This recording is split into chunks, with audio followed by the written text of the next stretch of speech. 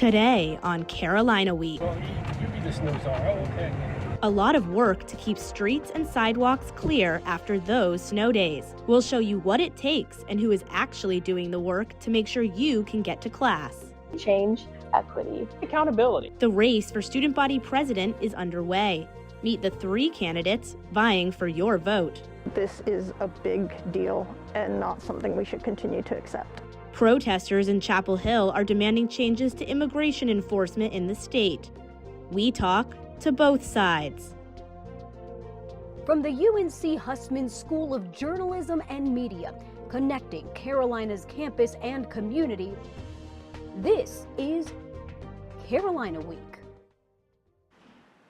Good morning and welcome to Carolina Week. I'm Madeline Amati. And I'm Catherine DeHart. While students have been hunkering down through back-to-back snowstorms, the UNC groundskeeping department has been hard at work keeping roads and sidewalks clear as conditions stay icy. Our Emmy Berger and Holland Bodner trudged through the snow to get an inside look at the team that's responsible for cleaning all that snow up. Emmy is live right now, keeping an eye on conditions as people walk to class. Emmy, what do you see? Thanks, Catherine. We are right outside the UNC student stores as conditions are still looking a little bit snowy and icy. Students behind me are walking to class, though, without a hitch thanks to the UNC Snow Czar. You can learn more about that right now. Mountains of road salt are waiting to be used as the UNC groundskeeping department keeps campus safe for walkers and drivers. And what you see there is about 100 tons. We just got 2 loads yesterday. They make their own brine, too, ready to be sprayed on roads and prevent black ice. UNC arborist Tom Bithell has been taking on a different title this week, Snow Czar. Okay, who's going to be the head of, who's going to be in charge of the snow? And then he's like, oh, well, you be the snow czar. Oh, okay. Bithell has spent nearly 30 years driving around the 729 acres of campus. But as snowflakes begin to fall, his job becomes keeping the university's roads and sidewalks clear. There's one of our trucks going by now. He drives up and down campus, checking road conditions and measuring the road temperatures. So the surface right now is 52 degrees and 47. During storms like this one, 25 employees are in charge of clearing the entire campus. While students and staff are curled up at home, they spend their snow days away from their families in a local hotel, ready to keep roads clear at all hours. Melvin Burr has been a member of the groundskeeping department for 21 years, so he's seen a snowstorm or two. First on the agenda, dining halls, dorm sidewalks, and handicap ramps. They've been swell. The snow pushed them pretty good. And thank God the sun is out a little bit and it's melting. As the students enjoy building snowmen in the quad, the grounds department works hard to keep campus safe. In the snow, I'm Emmy Berger for Carolina Week. Thank you, Emmy. The university weather conditions can get a little confusing, so we're going to break it down. Condition 1 has reduced operations and classes on a normal schedule, but professors do have the option to cancel classes during Condition 1. Conditions are not too bad, but the event could potentially affect campus during Condition 2. Condition 2 means classes are canceled full stop. Non-mandatory operations are canceled for the time being, and only mandatory employees are required to come in. Condition 2 usually comes into play with icy road conditions on campus. Condition 3 is really similar, but there are a few full closure of the university. Condition 3 is rare, and it puts in place only with the most severe risks to health and safety, like hurricanes or flooding. Classes in buildings and facilities are shut down too. Back to what we're having now with our snowy weather, facilities services say crew will stay on standby during overnight as temperatures drop, with crews ready to treat icy spots if conditions change. Students are urged to stay cautious on walkways and roads. Back to you, Catherine. Thanks, Holland. UNC's 6 area study centers will close this summer, according to a letter from Jim White, who is the Dean of the College of Arts and Sciences. The centers have existed since the 1990s and provide resources and events for students studying global regions. Graham Robertson, the director of Center for Slavic, Eurasian, and East European Studies Centers, says center leaders weren't asked for input on the decision and were never even told the vote was happening, something he calls a breach of governance. No one takes responsibility for the decision, so there's no one to talk to. Everyone says, oh, it came down from above, right? But at some point, somebody is pushing this agenda, is making a decision. It should be somebody's responsibility. According to Dean White, the closures are part of a broader package of budget cuts across campus. At last Friday's Board of Trustees meeting, Chancellor Lee Roberts said these cuts are projected to save $7 million. The chancellor said the decision was driven by the possibility of a much larger state-imposed cut. Issue, the reason that the board asked for $7 million in savings from centers is because it seems likely that if a state budget is passed, the legislative discussion has been to impose a $36 million cut on centers and institutes as part of a flex cut to the UNC system budget. The chancellor also apologized for how the process has played out, saying there was no intent to undermine faculty governance. Robertson says he requested multiple meetings with the chancellor, but never got a response. We actually reached out to the university for an interview and direct responses to what Robertson said, but were referred back to the chancellor's comments that we showed today. In other university news, UNC Chapel Hill student body president candidates are making their case to students ahead of this year's election. Our Kate McCullough spoke with the candidates about what they are fighting for if elected. Change, equity, accountability. Those words are what these three candidates are promising the student body, each fighting for a government that better represents students. Devin Duncan wants a student grocery shuttle that gives students reliable access to affordable food. He says removing barriers between administrators and students is important. If you are in an administrative role, you have a duty and a responsibility to respond and to serve students. And I will be one of those ones that if they don't respond, let me go to their office and let me ask them myself. Diane Bala wants to create an administrative decisions transparency dashboard, a place for students to see UNC's administrative decisions and student impact. I would want my legacy to be getting menstrual products in every single building here on campus and just making sure that students feel supported. Kisra Ahmed wants a community fridge program that will have snacks in every service desk in every dorm on campus.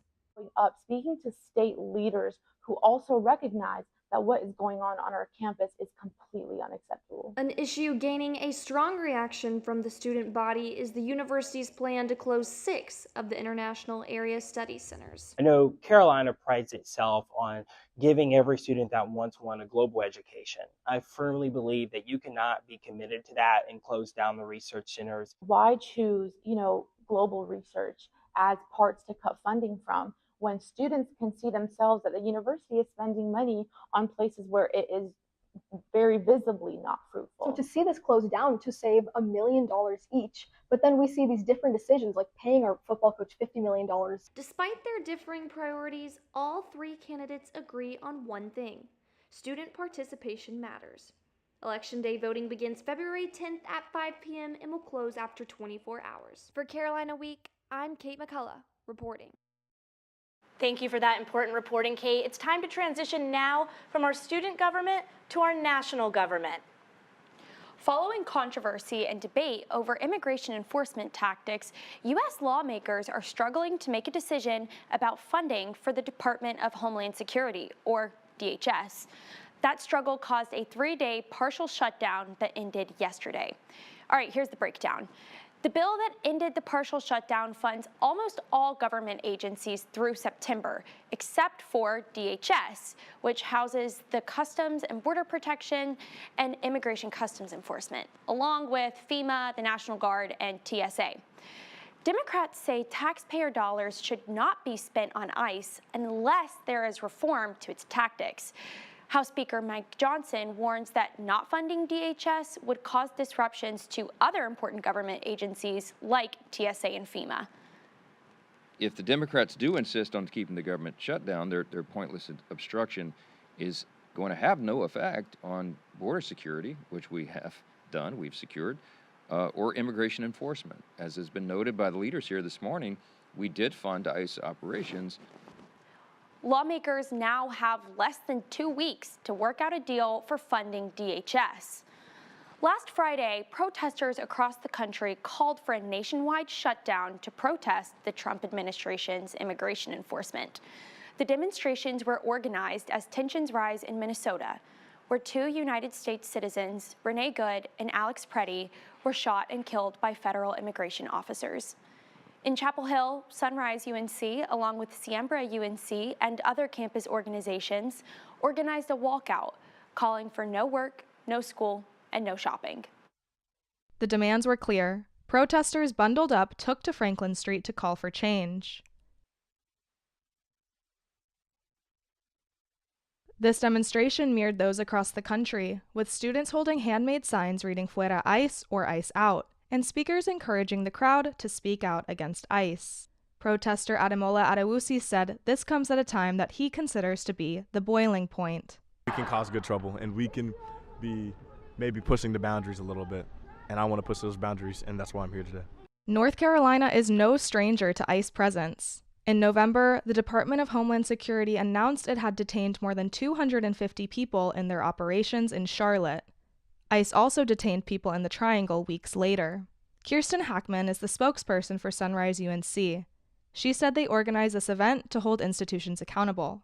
We would like them to take a stance like MPD has, the Minneapolis Police Department, and not comply with this fundamentally undemocratic institution of violence against the people of America.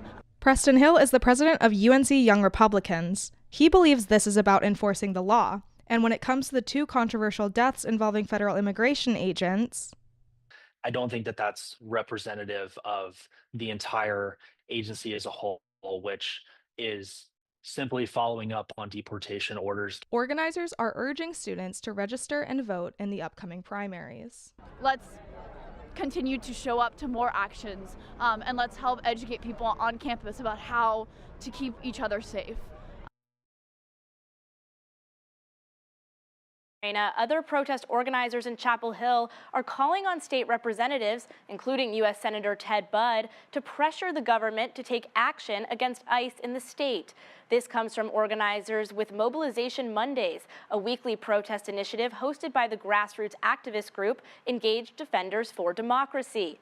On Monday, protesters brought their signs to Franklin Street, waving at drivers and hoping to bring awareness to the expanded presence of Customs and Border Patrol in North Carolina under the Trump administration. ICE demonstrations also come after the deaths of Renee Good and Alex Preddy, who were shot and killed by an ICE agent and 2 Customs Border Patrol agents, respectively. Retiree and grandmother of 6, Lori Goldwasser, says that standing out in the 16-degree weather at 7 a.m. is hardly a sacrifice. I have hand warmers in these gloves, and I come here and the sun is shining and there are other protesters, and so I am part of something bigger than myself. We reached out to North Carolina Republicans to get their take on the recent protests. NC GOP spokesman Matt Mercer shared a statement that in part claimed that some protesters, both here in North Carolina and in Minnesota, were obstructing federal law enforcement's operations, which the statement said were just fulfilling Trump's campaign promises. And coming up on Carolina Week, a live interview with new information on the push to renovate the Dean Dome. And how new laws could affect your Chapel Hill housing search.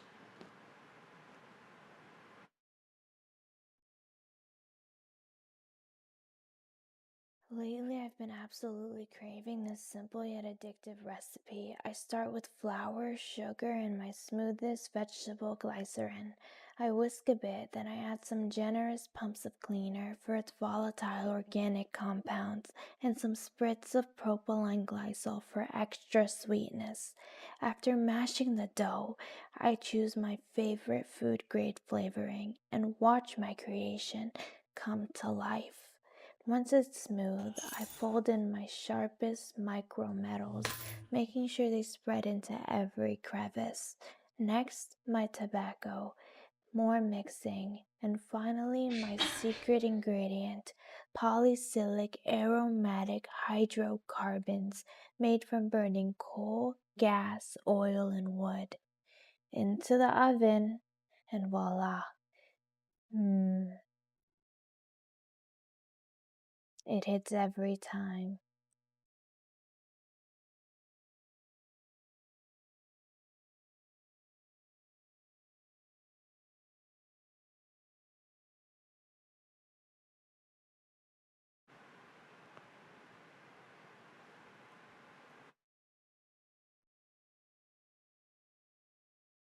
Welcome back to Carolina Week. Well, Catherine, a special groundhog seems to think the winter weather, unfortunately, may want to stick around a bit longer. And our meteorologist, Liam O'Donnell, unfortunately thinks so too. Here's what you can expect over the next few days. Good morning, everyone. This is student meteorologist Liam O'Donnell, and we're going to see a cloudy and cold day, potential some rain for this afternoon and early evening hours. And as those temperatures dip down, as the sun goes down, we might be seeing even more snow. I know you snow lovers are happy out there, potentially seeing a little bit of accumulation. Now, this cold front's going to move across our state, moving on, bringing us rain at first into the early afternoon and evening, potentially transitioning to wintry mixes and some snow, potentially late went tonight and into tomorrow morning in the AM hours. This is Thursday AM hours. As you can see, a little bit of a blue indicating some snow and some pink indicating some wintry mix sleet action in there. But as we move into Thursday morning, that low pressure system is going to try and form, and it's really just going to form way out to sea and not really affect us after it moves on. We might see some accumulation though. Nothing like this weekend. Raleigh might get a dusting to half an inch, and Chapel Hill could get anywhere up to about an inch of accumulation. But overall, nothing crazy, but still definitely want to keep an eye out on your any cancellations or travel hazards. But good news is, after this system does move out of our way, we're going to be seeing nice clear skies, but those colder temperatures are going to keep a grip on us for just a little bit longer. Thanks, Liam. University leadership is considering relocating or rebuilding our sports arena. UNC spokesperson Kevin Best says, quote, "We have been clear from the beginning that no decision has been made about the future of the Smith Center." John Kiger is the student speaking on behalf of the Renovate, Don't Relocate movement. He's live now with us in the studio. John, thanks so much for being with us here today. You're really leading this charge. Why does the Dean Dome need to stay on campus, and what are you doing to make that happen? Absolutely. So first of all, thank you so much for the opportunity to be here. At the end of the day, I'm just a passionate fan, and that's something that we can all unite behind, as our part of our Tar Heel identity is deeply rooted in athletics here at the university. One of the reasons why we believe, and there's many reasons why we believe the Dean Dome should stay here on campus, is because it fosters an inclusive community to where you can engage, and we may disagree on a lot of things here at Carolina, but we all can unite on the fact that we are Tar Heels and we love basketball. That's our thing. It's part of our culture, and we're very proud to have it here on campus. We want to make sure it is accessible to all students. Now, I know you're meeting with Chancellor Lee Roberts on Friday, and the university did confirm that meeting, but then Saturday is the UNC Duke game. I hear you might have some news to tease for us.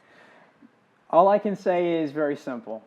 Part of the movement here is to make sure that student advocacy is heard. We just simply want to be a part of the discussion, and we don't feel like that has actively happened. We want to make sure that student input is heard, because if the university isn't here to serve the students, then who's it here to serve? And we want to make sure this decision is made with the best student interest in mind. So we're going to show up, and I'm asking all students to show up early, be loud, because we have two objectives.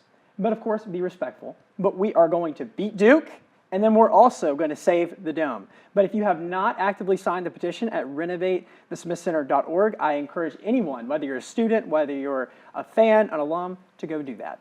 Sounds like there might be something people want to see on Saturday. Absolutely. Be All ready, right. be early.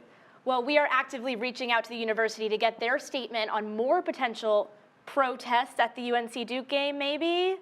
Yes. All right. Thanks so much for being with us, John. I appreciate it. Now, the town of Chapel Hill has changed its rules on land use. Chapel Hill's town council has unanimously approved changes to the Land Use Management Ordinance, or LUMO for short. The amendments removed stages of the development review process, increased maximum sizes of duplexes, and eliminated minimum parking requirements. All of these changes also now allow for the building of cottages on plots zoned for single-family homes. These changes into LUMO will go into effect immediately.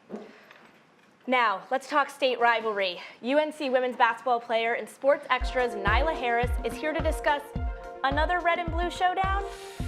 Yeah, that's right, Maddie. Well, get into my team's monster performance on Wednesday and talk about the big one coming up this weekend.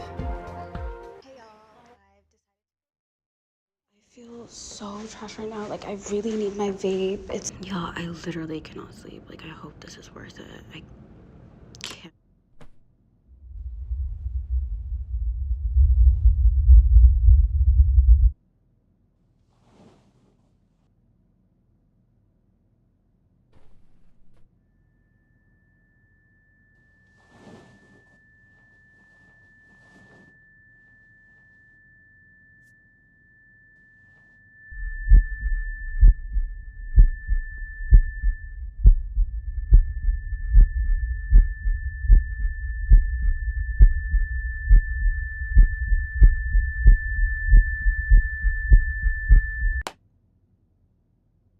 I know quitting is worth it. 'Cause I'm worth it.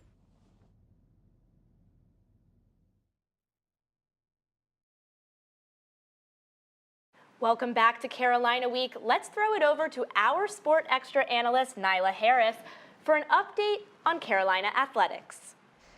After a short two-day turnaround, the men's basketball team returned to the Dean Dome to host the Syracuse Orange on Monday night. Both the Orange and UNC started the night slowly until Henry Vassar and Jonathan Powell hit back-to-back three-pointers to break open the game and give UNC its double-digit lead. Syracuse was able to cut the lead to 5, but the Heels responded and went back up by as much as 17, propelled by shooting at a 53.8% clip from the field. The beginning of the second half was fireworks as the Tar Heels went on a 26-9 run and eventually led by as many as 32 points, powered by efficient offense and strong work on the boards from, of course, Caleb Wilson and Henry Vassar. Syracuse didn't go away quietly, ripping off a late run to cut the lead to 6 in the final minute. UNC answered at the free throw line to secure the 87-77 victory. On Saturday, number 14 UNC will face blue blood rival number 4 Duke for the most anticipated home game of the season. Last season, UNC was defeated in each of their 3 matchups against Duke. But with an almost entirely new roster, the Tar Heels bring fresh talent into Saturday's game. Caleb Wilson and Henry Vassar have been consistent leaders, as we know, but against Duke, it can't be a two-man show. Players like Derek Dixon and Jaren Stevenson have shown their capability of putting up big numbers. The Blue Devils are led by freshman standout we know as Cameron Boozer, who averaged more than 23 points a game. UNC will be looking to hand Duke its second loss of the season. On Monday night, UNC women's basketball traveled to Raleigh to face the NC State Wolfpack in a pink-out game for breast cancer. The Tar Heels struggled to finish shots in the first 2 quarters, but in the third, India Navarre tied the game with a layup. Lainey Grant followed with a smooth 3 to give Carolina its first lead since the first quarter. Navarre's action in the paint and Grant behind the 3 pushed the lead to double digits. The Wolfpack responded in the final minute, cutting the lead to 2. At the line, with 1 second left, Navarre missed 2 free throws, but hustled for that rebound, sealing UNC's first quad 1 win, 61-59. The Heels will face Clemson on Thursday. Now, the women's tennis team has punched their ticket to the ITA National Team Indoor Championship this weekend. The undefeated Heels, led by 2025 singles national champion Reese Brantmeyer, have had a stellar season thus far. On Friday, the Heels took down in-state rival number 9 NC State after incredible performance in singles. Just 2 days later, the Heels beat the top-ranked Georgia Bulldogs, the reigning indoor national champs, after 2 dominant performances. Brant Meyer earned her second straight ACC Player of the Week honor.